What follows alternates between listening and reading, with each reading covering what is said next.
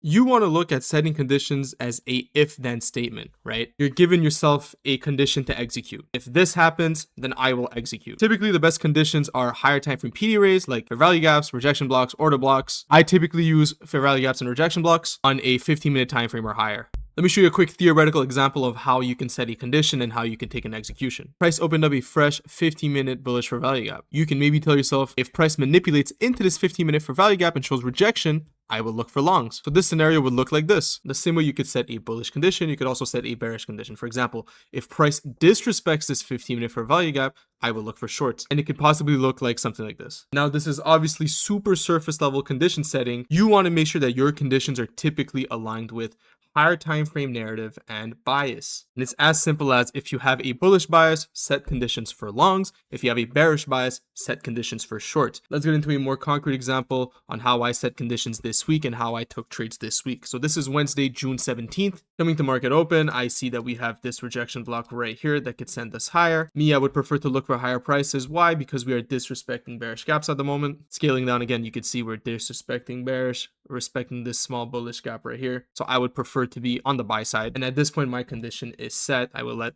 the price play out. And as you can see, we perfectly manipulate into that rejection block, wick CE of it, get a very nice 1 minute IVG where you could take your long position and ride it to the internal high. Here's another very recent example. I would love to see shorts if price manipulates into this 4-hour internal high, and then maybe we get displacement lower. So the condition that I set myself is, if price sweeps this internal high inside of this 4-hour fair value gap and shows rejection, I will look for an entry short. And as you can see in this instance, that's exactly what happens. We get a sweep of that high, a nice inversion, and we take the trade down short into this unmitigated 30-minute fair value gap. The whole point of setting conditions for me is to create a framework pre-market. As you can see, this is a page from my journal on pre-market for Thursday. And as you can see, I had two conditions, right? Price trades into the 30-minute and we go up, or price sweeps the high and we go down. You always want to speak about your scenarios in a if-then statement, right? So if this happens, then I will execute. This is going to help you obviously avoid over trading, give you a proper framework so you don't trade blind. And obviously it will naturally increase your win rate if your scenarios are right, if your conditions are respected, and if they're disrespected, if you're able to stay disciplined within your set scenarios. That about wraps it up for me. I'll see you on the next video.